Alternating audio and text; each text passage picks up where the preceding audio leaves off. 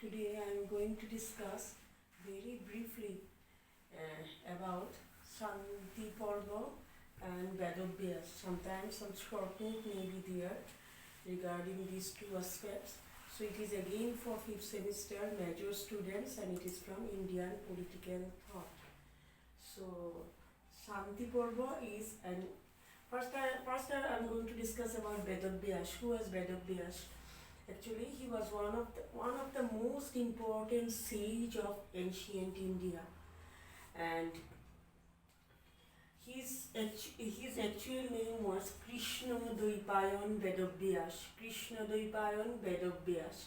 Okay, so his full name is Krishna Dvaipayan Veda Vyasa, and he was the most important sage of ancient India, and he was the author of Vedas. All of you are aware of the fact that the Sanatana Dharma or Hindu Dharma, their most sacred books are Vedas. There are 4 Vedas: Rig Veda, Sham Veda, Yajur Veda, and Atharva Veda.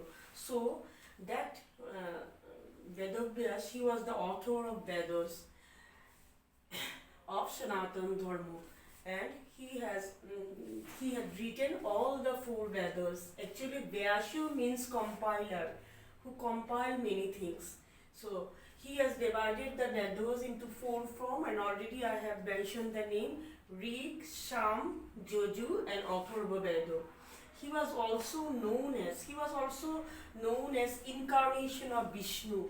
That means Vishnu is a god of Sanatanis, and they thought that Veda Vyasa was an incarnation of Vishnu. He was not only the author of Vedas, he was also the author of 18 Puranas and Brahma Sutra. So Puranas and Brahma Sutra, these are also very important scriptures of Hindu religion. So he was also the author of Puranas and Brahma Sutra. And his father name was Parashar Muni. Muni means sage. Parashar Muni, and his mother name was Satyavati. So he was the son of Parashar Muni and Satyavati. Muni means sage. And many Hindu believes that Veda Vyasa is still alive. It is their thinking or their belief. So he had 4 sons. They are Shuk, S-H-U-K, Shuk, then Dhritarashtra, Pandu, and Vidura. So these are his 4 sons. And he was also the author of Mahabharata. So Veda Vyasa was the original author of Mahabharata, and it was the most famous epic throughout the world because everything which is related with human beings are included in Mahabharata. Everything: love, compassion, faith, belief, brotherhood, everything. Nothing left out. Everything which is related with human beings or human feelings, human thinking, all are included in Mahabharata, and Mahabharata is the most important epic of Hindus. And Guru Purnima, an auspicious day for the Hindus, is celebrated as the birthday of Veda Vyasa. So he is actually treated as Guru of all the Hindus or Sanatanis. So his birthday is celebrated as Guru Purnima. So he was Veda Vyasa, and his original name is Krishna Dvaipayan Veda Vyasa. He was the author of 4 Vedas. He was the author of Puranas. He was the author of Brahma Sutra, and he was also the author of Mahabharata, the great epic of not only India but throughout the world, because Mahabharata contains every elements which are related with human beings. And he had 4 sons, and I have already mentioned their names: Shuk, Dhritarashtra, Pandu, and Vidura. And his father name was Parashar Muni, Parashar sage, and mother Satyavati. So very briefly, it is a short description of Veda Vyasa. Then Shantiparva. There are 18 units in Mahabharata, and among them 12 unit is known as Shantiparva. And this Shantiparva, there are 3 other subparts also of Shantiparva. So it is a it is the largest portion of Mahabharata. So what is written in this Shantiparva, that means after the conclusion of the war between Kauravas and Pandavas, that means that war, that Kurukshetra Juddha or Kurukshetra war was completed and the Kauravas were defeated, Pandavas win the battle. So all of them ultimately assembled in their own kingdom, and all of them were assembled, and their grandfather at that time was still alive, and he was Bhishma Pitamaha. Pitamaha means great grandfather. So Pandavas and Kauravas, Pitamaha Bhishma was still alive at that time, and he was a very knowledgeable person. Not only knowledgeable, his character is an exemplary character in Mahabharata. So he started giving advice to, especially to Yudhishthir, who is likely to being the new king after their win in the battle of Kurukshetra. So he started giving advice to King Yudhishthira about what? About society, about economy, about politics, etc., and about the responsibility and duties of king. Because Bhishma Pitamaha was aware of the fact that Yudhishthira is going to be the new king, and that's why he started giving him advice, and that advice, all those advice contains that Shantiparva. Initially there were 365 chapters in Shantiparva, but now after some reformation, now there are 353 chapters in that Shantiparva. So, and there are 3 sub-units. One is regarding Rajadharma, next one is regarding Apadharma, and third one is regarding Muksha Dharma.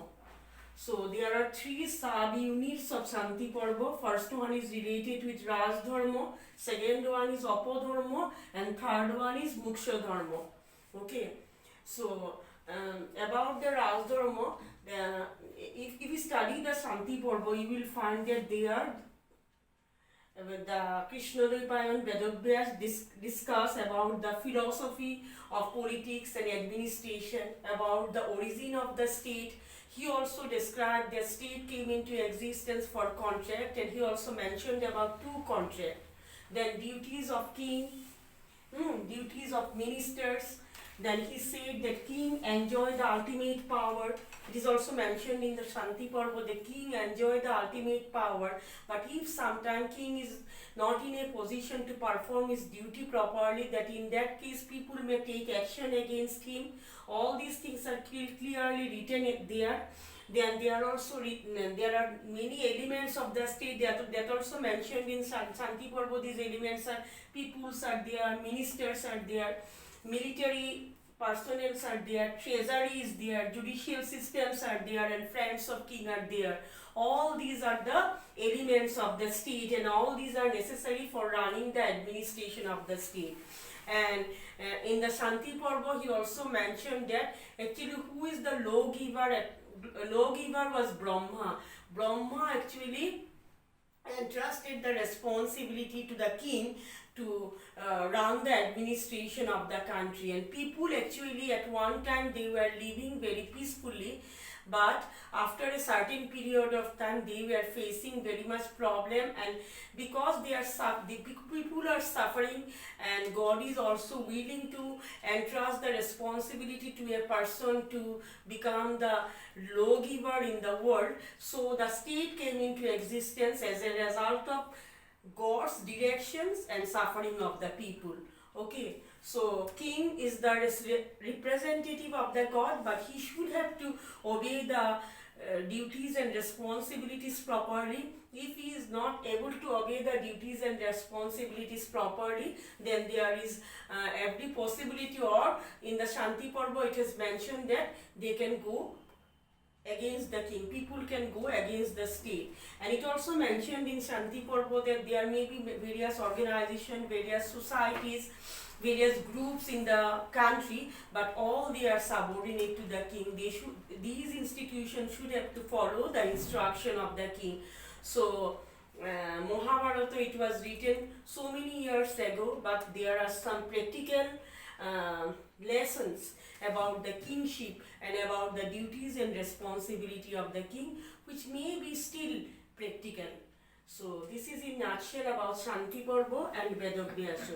Shantiparva means that parva or that unit where the Bhishma Pitamaha or the grandfather of Kauravas and Pandavas, he was giving advice to whom? To Yudhishthira, who won the battle and going to be the king.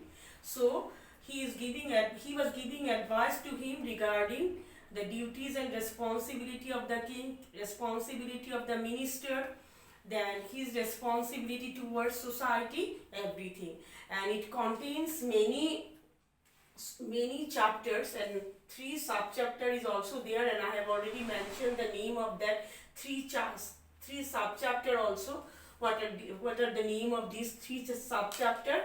So it is a huge chapter in Mahabharata. So thank you for that. In my next lecture, I will discuss about the duties and responsibility of the king.